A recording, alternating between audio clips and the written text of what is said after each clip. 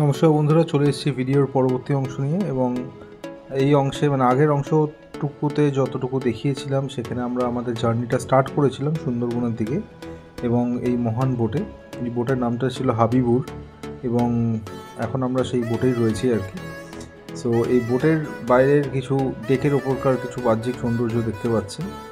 যদিও বা এই বোট নিয়ে প্রচুর কিছু তো আমার বলার রয়েছে এবং সেগুলো আমি ক্রমশ আমার ভিডিওতে আমি বলতে থাকবো, কারণ as a client, as a traveller আমি যেটা ফেস করেছি আমার দায়িত্ব সেটা বলা এবং সেটা সবার কাছে ইনফরমেশনগুলো পৌঁছে দেওয়া।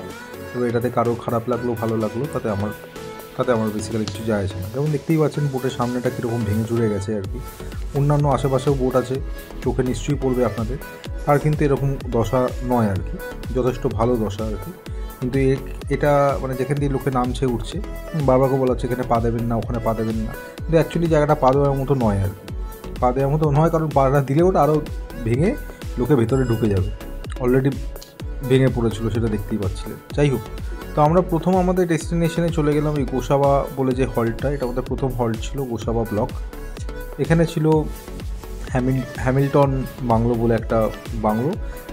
আর পিরাকিয়ার আমি দাঁড়িয়ে একটু ম্যানগ্রোভ জঙ্গল তখন সবে শুরু হয়েছে। সো ওখানে একটা যে রুটসগুলো মাটির ভেতর থেকে বাইরে বেরিয়ে আসে অক্সিজেন নেওয়ার জন্য, ম্যানগ্রোভ জঙ্গল এটা হয়। সেটার এক্স্যাক্ট টার্মটা আমার মনে পড়ছে না। পিনাকি যেহেতু জুলজি স্টুডেন্ট, ওই টার্মটা অনেকবার বলেছিল এন দিয়ে কিছু একটা, তো সেটা আমার এই মুহূর্তে মনে পড়ছে না। আপনাদের মনে পড়লে বা কেউ ভিডিওটা দেখলে অবশ্যই নিচে কমেন্টে লিখবেন। কেউ পারলে এক্সপ্লেন করতে চাইলে সেটা এক্সপ্লেনও করতে পারেন, যেটা কী করে কার্যকারী হয়। আমি যতদূর জানি বা যতদূর আমি শুনলাম পিনাকির মুখে, তো ওইখান থেকে রুটসগুলো ওপরের দিকে বেরিয়ে আসে। যেহেতু জলের মধ্যে সল্ট কন্টেন্ট থাকে আর জল অনেকক্ষণ জমে থাকে, তো রুটসগুলো বাইরে বেরিয়ে যায় এরকমভাবে, এবং অক্সিজেনটা আবহাওয়ার থেকে অ্যাটমসফিয়ার থেকে আর কি অক্সিজেনটা কালেক্ট করে, সেরকম একটা প্রসিজার। তো যাই হোক, হ্যামিল্টন ঘুরে নিলাম, কিছুই ঘোরার নেই। ওই জন্য আমি শ্যুট করার মতন প্রয়োজনও বোধ করিনি, কারণ ওর মধ্যে কিছুই দেখার ছিল না, কিছুই না। একটা পার্কের মতন এলাকায় যেরকম আপনার আমার এলাকায় সাজানো গোছানো পার্ক হয়, তেমনি পার্ক একটা, আর কিছুই না। বরঞ্চ সেই পার্কও এর থেকে ভালো হয় আর কি। তো যাই হোক, এখানে দেখতে পাচ্ছেন কিছু মাড স্কিপার মাছ, এইগুলো বেশ দেখতে ভালো লাগছিলো। এগুলো জলাশয়, নদী বা খাল বিলের পাড়ে অনেক জায়গাতেই দেখে থাকবেন, এখানেও রয়েছে। এগুলোকে মাড স্কিপার বলা হয়। তো আবার সেই আমাদের মহান নৌকায় আমরা ফেরত যাচ্ছি আর কি। এবং এই ফেরত যাওয়ার সাথে সাথে আর কি আমরা একটুখানি ওখান থেকে আর একটুখানি দূরে যাওয়ার পরে আমরা একটা মহান কাজ করতে গেছিলাম। সেই মহান কাজটা কি সেটাও আমি বলবো। সো এখানে মোটামুটি যখন আমরা রওনা দিচ্ছি সেখানে আরও অনেক বোটস আছে, সেগুলোকে আমরা দেখে নিচ্ছি একটু। আশেপাশের একটু সিনেমেটিক ভিউজ বলতে পারেন, ছোটোখাটো করে আমার মতন করে।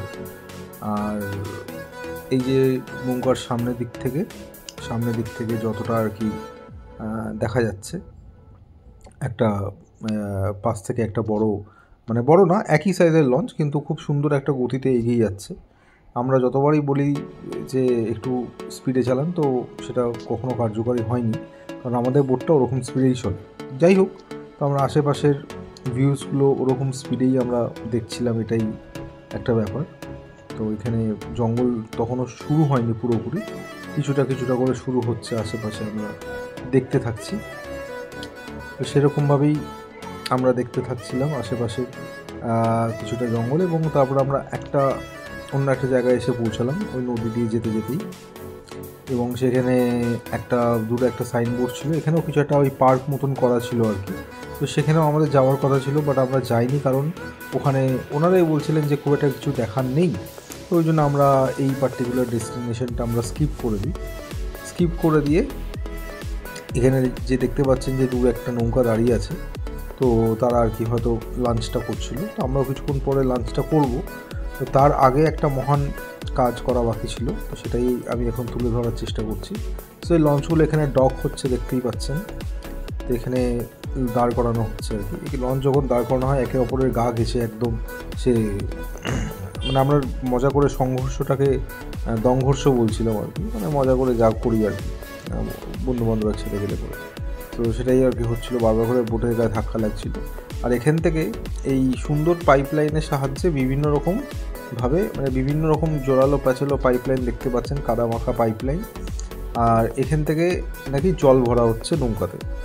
সো আমি জিজ্ঞেস করাতে জানতে পারলাম যে এইগুলোই নাকি খাবার জল, এখান থেকে খাবার জল ভরা হচ্ছে, আর এখান থেকেই নাকি মানে আমাকে বলা হলো খাবার জল, তারপর দেখলাম যে সব জায়গাতেই ওরা জল ভরছিল আর কি, মানে যেই জল আর কি পায়খানা বাথরুমে ব্যবহার করা হয় বা ল্যাট্রিনে ব্যবহার করা হয়, কিংবা হাত ধোয়ার জন্য, বা ট্যাঙ্কি, ওদের বিভিন্ন জায়গায় যেরকম ট্যাঙ্কি ওরা বোটের মধ্যে রেখেছে, এই যে ট্যাঙ্কির মধ্যে জল ভরছে দেখতেই পাচ্ছে।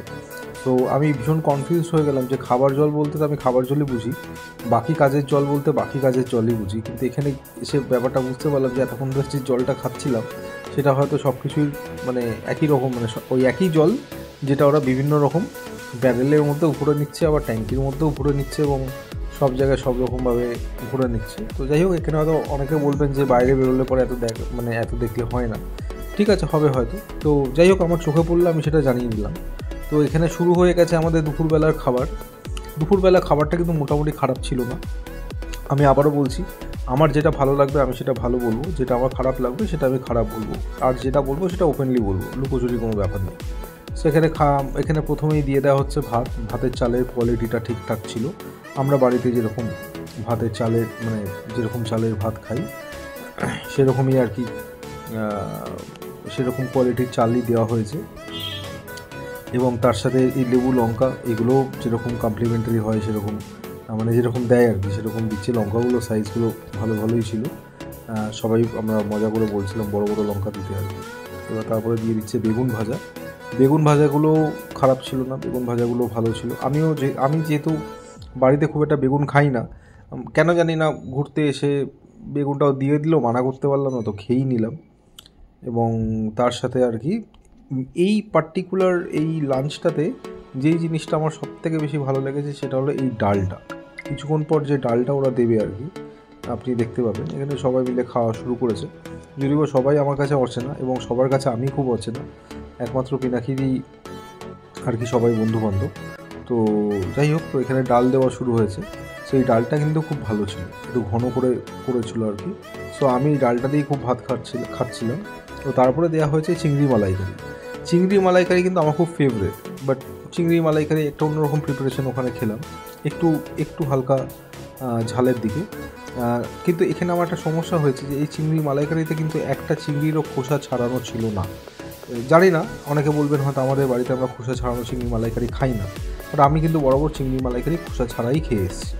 তারপরে এক রকমের মাছ দিয়েছিল, সেটা আমি আর দেখালাম না, মাছটার নামও আমি জানি না, ওটাও ভুলে গেছি।